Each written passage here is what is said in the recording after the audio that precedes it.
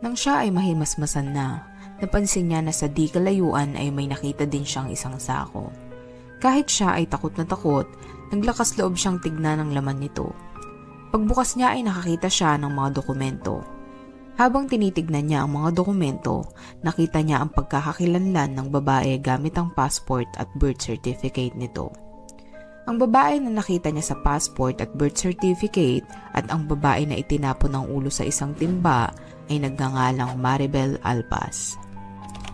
Sino si Maribel Alpaz? Si Maribel ay pinanganak noong February 2, 1983. Siya ay lumaki sa Hinubaan, Negros Occidental. Si Maribel ay malapit sa pamilya, lalo na sa kanyang mga pamangkin ayon sa mga nakakakilala sa kanya. Ayon sa kanyang kapatid na si Josabel, pangarap nitong mabago at mabigyan ng magandang buhay ang kanyang mga magulang.